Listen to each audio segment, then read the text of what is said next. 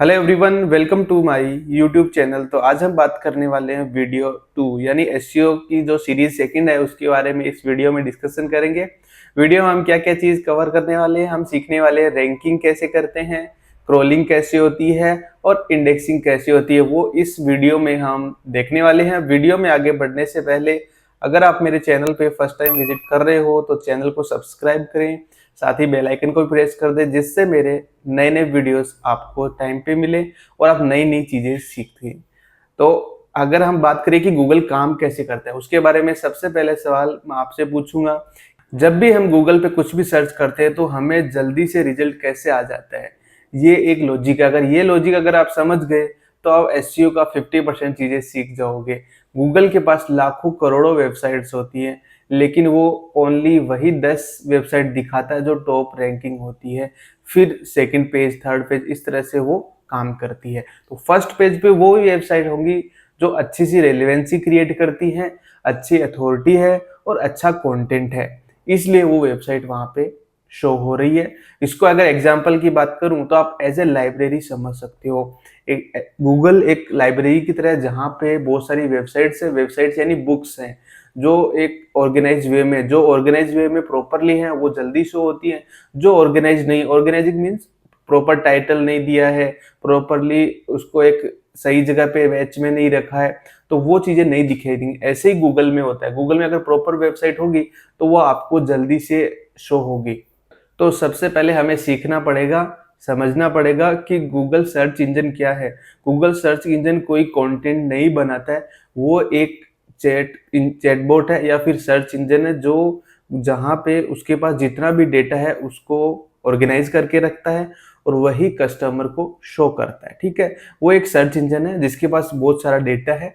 जो डेटा कहाँ से आ रहा है वो हम उसको दे रहे हैं, वो उसको रख रहा है। जब भी यूजर उसको क्वेरी करता है तो वो डेटा वो ऑटोमेटिक गूगल पे शो होता है। तो गूगल खुद डेटा नहीं बनाता है, गूगल एक ऑर्गेनाइजर है जो डेटा एक जगह ऑर्गेनाइज करता है, फिर कस्टमर को जरूरत होती है तो वो उसको शो करता है। तो सबसे पहले हम सीखते हैं क्रोलिंग। क्रोलिंग मीन्स गूगल के रोबोट्स, या उनको चैटबॉट बोल दो या स्पाइडर बोल दो, ठीक है। वो क्या करते हैं, हमारी वेबसाइट पे जाते हैं, वेबसाइट पे जाके हमारा डेटा को समझते हैं कि किस टाइप की वेबसाइट है ये, किस कैटेगरी की है और इसको इंडेक्स करना है कि नहीं करना है, ये सारी चीजें गूगल क्रोलर करता है। ठीक है, वो क्या करता है, लिंक को फॉलो करता है, आपके कंटेंट को रीड करता है, फिर उसको अपने डेटाबेस में स्टोर करता है। तो ये जो भी प्रोसेस होती है उसको हम क्रोलिंग बोलते हैं। अगर मैं क्रोलिंग का अगर एग्जांपल दूं तो अब लाइब्रेरी में जो एम्प्लॉय होता है वो क्या करता है, सभी बुक्स को स्टोर करता है प्रॉपर नाम से, उसका टाइटल देके फिर हेडिंग देगा, उसका नंबर देखेगा, फिर उसको प्रॉपर वे में उसको लाइब्रेरी में रखेगा। तो वो क्या कर रहा है, उसको इंडेक्स कर रहा है, इंडेक्स करके अपने डेटाबेस में स्टोर कर रहा है। सेम ही गूगल भी इस तरह ही काम करता है। आई होप ये एग्जांपल से आप समझ रहे होगे। सिंपल एग्जांपल से आपको चीजें समझा रहा हूँ, कहीं पे भी कंफ्यूजन हो तो कमेंट करके मेरे को बताइए। अब आपके माइंड में क्वेश्चन आएगा कि किस तरह गूगल के चैटबॉट हमारे डेटा को रीड करते हैं। उसमें भी 3 प्रोसेस होती हैं नॉर्मली। लिंक को फॉलो करेगा, साइट मैप यानी आपकी वेबसाइट के स्ट्रक्चर को फॉलो करेगा, या आपने कोई कंटेंट डाला है गूगल पे, उसको अपडेट्स आएंगी गूगल के पास तो उसको रीड करेगा। अगर आपके कंटेंट की कोई लिंक नहीं है तब वो आपके डेटा को फेच नहीं कर पाएगा, फेच नहीं कर पाएगा तो वो ऑर्गेनाइज भी प्रॉपरली नहीं कर पाएगा। इसलिए कंटेंट कहाँ से होगा, आपकी लिंक को फॉलो करेगा गूगल, आपकी साइट मैप को फॉलो करेगा और आपके कंटेंट की अपडेट्स को फॉलो करेगा, क्योंकि यही चीज़ों के थ्रू ही आपका कंटेंट है वो गूगल के पास जाता है। साइट मैप के बारे में मैं और डिटेल्स में आपको समझाने वाला हूँ, तो आप कंफ्यूजन मत में रहना। अब मेन चीज आती है कि क्रोलिंग में इश्यूज भी आते हैं कभी कभी। ऐसा नहीं है कि गूगल आपके डेटा को रीड कर लेगा, सब चीजें आपने बना दी है। इश्यूज भी आते हैं। इश्यूज क्या आते हैं, आपकी लिंक है वो प्रॉपरली नहीं है, आपने जो लिंक बनाई है और कंटेंट है उसके साथ वो कनेक्टेड नहीं है, यानी ब्रोकन लिंक हो गई है। आपका डेटा ऐसे प्रॉपरली मैनेज करके आपने नहीं लिखा है तो इश्यू हो सकता है। इंटरनल लिंक्स इश्यू हो सकता है कि आपने एक कंटेंट की लिंक तो दी है, फिर दूसरा जो लिंक है वो प्रॉपरली कनेक्टेड नहीं है, ये इशू भी हो सकता है। वेबसाइट में आपने कहीं जगह robot.txt, ये भी मैं समझाऊंगा। इसका मतलब है कि आपने गूगल को बोल दिया है कि ये पेज विजिट मत करो, तो ये इश्यूज भी हो सकता है। अगर आपने ये सारे इश्यूज फेस किए तो आपका डेटा लाइफ में क्या कभी भी गूगल पे नहीं जाएगा तो वो रैंक भी नहीं कर पाएगा, इंडेक्सिंग भी नहीं होगी। अब समझते हैं इंडेक्सिंग। इंडेक्सिंग क्या होता है? जब क्रोल हो गया, क्रोल के बाद में क्या करता है? डेटा को इंडेक्स करता है गूगल। इंडेक्स मीन जैसे लाइब्रेरियन क्या करता है, लाइब्रेरी में बुक्स को डेटा में स्टोर कर दिया, फिर उनको सभी स्लैब्स में होता है, अपने बॉक्सेस में उनको रख देता है, प्रॉपर ऑर्गेनाइज करता है। उसी तरह गूगल भी क्या है, अपने डेटा को समझता है, समझने के बाद उसको प्रॉपर वे में कैटेगरी वाइज उसको ऑर्गेनाइज कर देता है। क्यों? क्योंकि कोई भी कस्टमर या यूजर विजिट करता है तो उसको शो करने के लिए वो सब चीज़ों को प्रॉपर ऑर्गेनाइज करता है। उस प्रोसेस को हम इंडेक्सिंग बोलता है। ठीक है, अब क्वेश्चन आता है कि गूगल अपने डेटा को किस तरह से समझता है, अंडरस्टैंडिंग कैसे करता है? तो उसमें काम करता है आपका हेडिंग, पेज किस चीज़ के ऊपर है वो समझता है, हेडिंग समझता है, टाइटल समझता है, फिर आपका कंटेंट डुप्लीकेट तो नहीं है ये चीज़ भी समझता है, कंटेंट है वो कस्टमर के लिए यूजफुल है नहीं है, आपने बड़ी बड़ी कविताएं लिख दी है, कुछ भी लिख डाला है बट कस्टमर की हेल्प नहीं हो रही है, तो ऐसे डेटा को भी वो अपने डेटाबेस में स्टोर नहीं करेगा। डुप्लीकेट कंटेंट जो होता है वो भी स्टोर नहीं करेगा कि आपने अपने कॉम्पिटिटर का उठा के कॉपी पेस्ट मार दिया है, तो आपने तो अच्छी समझदारी दिखाई है लेकिन गूगल को सब पता चल जाता है, तो वो उस चीज को रीड करेगा, तो आपका डेटा कभी भी इंडेक्स नहीं होगा, क्योंकि वो स्टोरी नहीं करेगा। स्टोरी नहीं करेगा तो गूगल पर रैंक भी नहीं होगा। और दूसरी चीज है आपकी इमेज। अगर आप इमेज डालोगे तो इमेज के थ्रू भी समझेगा, टेक्स्ट होंगे उसके थ्रू भी समझेगा, और आपके मेन कीवर्ड, अगर आपका बिजनेस जो है वो रियल एस्टेट का है, ठीक है, तो अगर आपका कीवर्ड है 3 BHK फ्लैट इन अहमदाबाद, ये आपका कीवर्ड है, तो इससे कीवर्ड्स के थ्रू भी वो आपके डेटा को समझता है।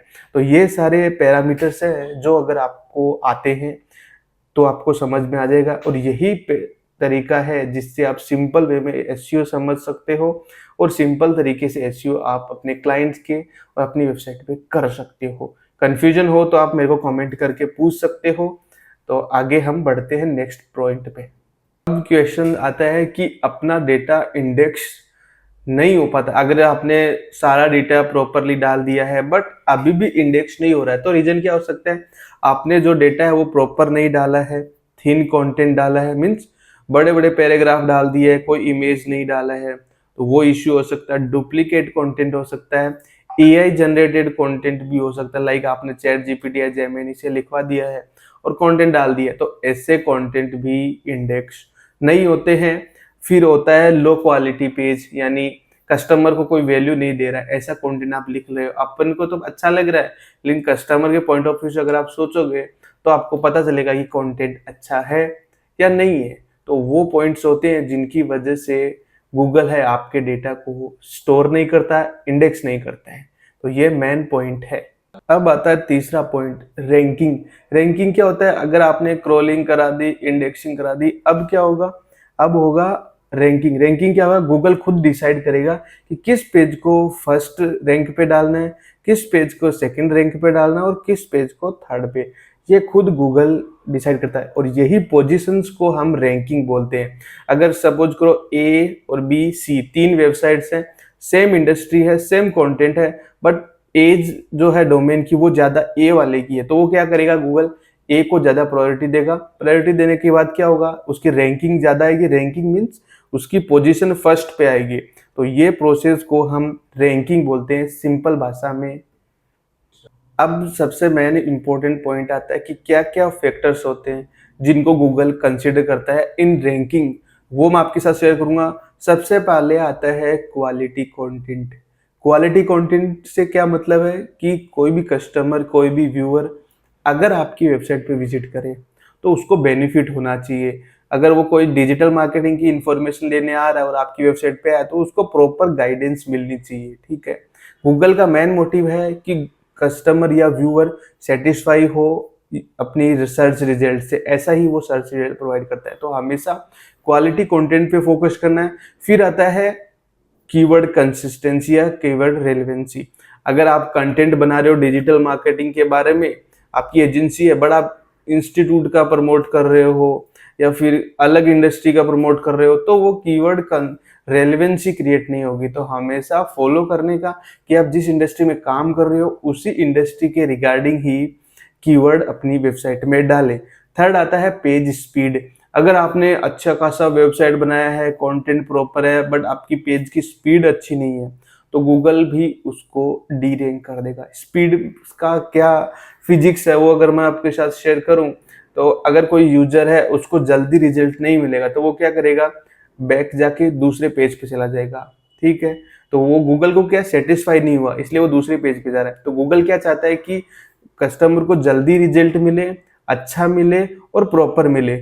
और अगर आपकी वेबसाइट जल्दी लोड नहीं हो रही है, टाइम ले रही है, तो आपकी रैंकिंग में इश्यू आ सकता है। लोड न लेने का रीजन क्या हो सकता है, आपने हाई एमबी की साइज की फोटो डाल दी हो, वीडियोस डाल दिया हो, बहुत ज्यादा एनिमेशन डाल दिया हो। तो ऐसी चीजें अगर आप कर दोगे वेबसाइट में, जो भी आपको तो लगेगा कि वाह क्या मैंने बनाई है, but customer point of view सोचो और गूगल के पॉइंट ऑफ व्यू सोचो तो वो बहुत ही खराब है, आपकी रैंकिंग चली जाएगी। तो ये पॉइंट हमेशा ध्यान रखने का। क्या साइज होगी वो मैं अगले वीडियोस में शेयर करूंगा। फिर आता है मोबाइल फ्रेंडली। अपने सपोज करो लैपटॉप फ्रेंडली बना दिया, डेस्कटॉप पे अच्छी दिख रही है मस्त मक्खन, बट फोन में अच्छी नहीं दिख रही है। कई यूजर ऐसे होते हैं जो फोन में देखते हैं, अगर फोन में उसको अगर होम पेज नीचे दिख रहा है, फूटर ऊपर जा रहा है, फोटो के नीचे से कंटेंट निकल के आ रहा है, तो क्या कर रहे हो, कस्टमर कंफ्यूज हो रहा है, तो वो क्या करेगा, बैक जाके दूसरे पेज पे चला जाएगा, दूसरे की वेबसाइट पे चला जाएगा। तो ऐसा कंटेंट करोगे तो आपकी वेबसाइट डी रैंक होगी। तो हमेशा आपका कंटेंट स्पीड में ओपन होना चाहिए, क्वालिटी कंटेंट होना चाहिए, मोबाइल फ्रेंडली होना चाहिए और कीवर्ड रेलिवेंसी होनी चाहिए। चलो आपने ये सब कर दिया, बट आपकी यूजर फ्रेंडली नहीं है। यूजर फ्रेंडली मीन्स कस्टमर को ही पसंद नहीं आ रही है कि आपने जो डिजाइन बनाई है, आप सपोज करो शूज का आपका स्टोर है और आपने एक वेबसाइट बना दी, मैं आपका कस्टमर हूँ, मैंने आपकी वेबसाइट विजिट की, बट उसमें समझ ही नहीं आ रहा है कहाँ पे प्राइस लिखा हुआ है, कहाँ पे प्रोडक्ट दिख रहा है, तो वो उटपटांग चीजें हो गई है। ठीक है, आपको प्रॉपर यूजर इंटरफेस बनाना पड़ेगा, तब जाके आपकी वेबसाइट गूगल पे रैंक करेगी, यूजर को अच्छी लगेगी, तब जाके वो step by step position upgrade करेगी। फिर आती है बैकलिंक्स। बैकलिंक्स से क्या होती है, आपकी अथॉरिटी बढ़ती है। लेट्स सपोज एक बड़ी कंपनी ए है जो बड़ी ब्रांड है शूज की, और आपने एक छोटी कंपनी खोली है शूज की।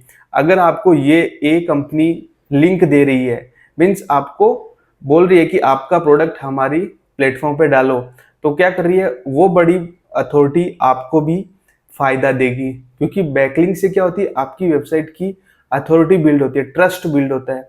अगर गूगल को आपको वेबसाइट पे ट्रस्ट होगा तो वो रैंकिंग ऊपर लाएगा, पोजीशन 2 से 1 पे लाएगा।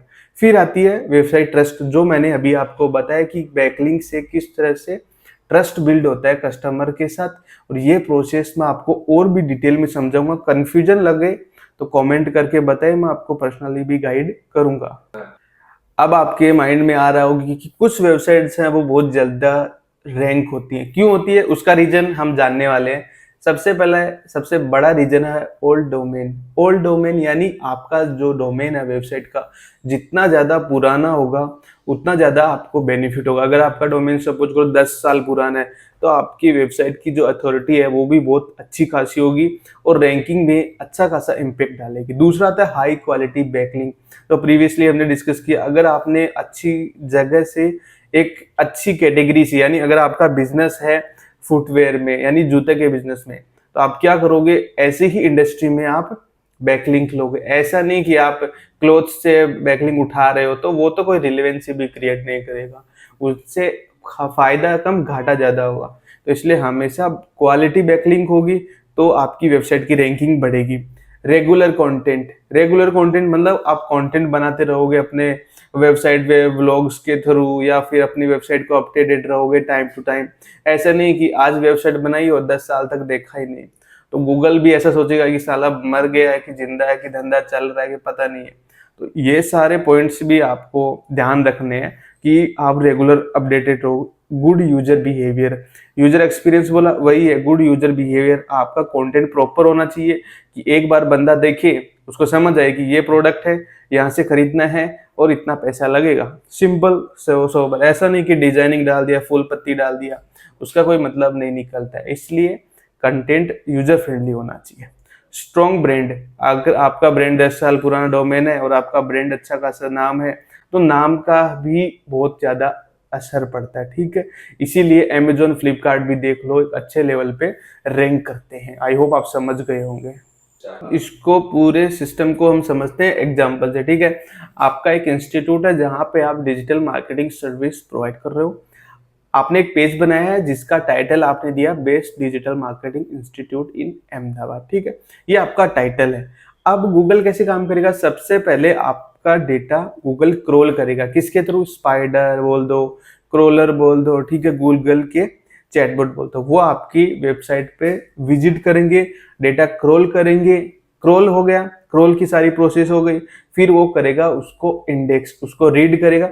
रीड करके वो प्रॉपरली कैटेगरी वाइज अपने सिस्टम में उसको स्टोर कर लेगा। स्टोर करने के बाद वो करेगा रैंकिंग डिसाइड कि आपको कौन सी रैंक देनी है। अगर आपका वेबसाइट पुराना है तो आपको रैंकिंग पहले ही मिलेगी, अगर आपकी नई वेबसाइट है तो वो वेरिएशन होगा कि आपको चौथा पॉइंट में मिल सकता है या पांचवा भी, तो वो डिपेंड करता है आपकी वेबसाइट की ट्रस्ट पे।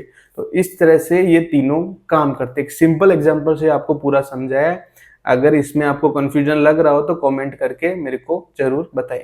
एसईओ का मतलब ये नहीं है कि गूगल को आप बेवकूफ बना रहे हो, नहीं। एसईओ का मतलब गूगल को आप समझा रहे हो कि भाई मेरी ये वेबसाइट है, इस कैटेगरी की है, इस ऑडियंस को दिखाना है, ये मेरे कीवर्ड्स हैं। तो इस तरह आप पर्टिकुलर गूगल को समझा रहे हो कि भाई तुम अपने स्टोर डेटाबेस में स्टोर कर लो और जो भी यूजर है उसको मेरा वेबसाइट पहले दिखाओ। ये एक सिंपल एसईओ की प्रोसेस है। तो क्रोलिंग क्या हुई? गूगल ने आपकी वेबसाइट पे विजिट किया। इंडेक्स मीन्स आपके डेटा को गूगल ने अपने डेटाबेस में स्टोर किया। रैंकिंग मतलब यूजर को आपकी वेबसाइट दिखाई गूगल के सर्च इंजन पे। सो आई होप ये सारी चीजें आप समझ गए होंगे। सिंपल तरीके से मैंने समझाया है। फिर भी आपको कोई कंफ्यूजन लगे तो कमेंट करके बताएं। आप अपना रिव्यू शेयर करें, वीडियो कैसा लग रहा है। मैं और भी इम्प्रूवमेंट करने की कोशिश करूंगा। मिलते हैं अगले वीडियो में जहां पे हम सीखेंगे कि कितने टाइप का एसईओ होता है और कैसे काम करता है। धीरे धीरे मैं आपको हर चीजें सिंपल तरीके से सिखाऊंगा। मिलते हैं अगले वीडियो में, तब तक के लिए गुड बाय।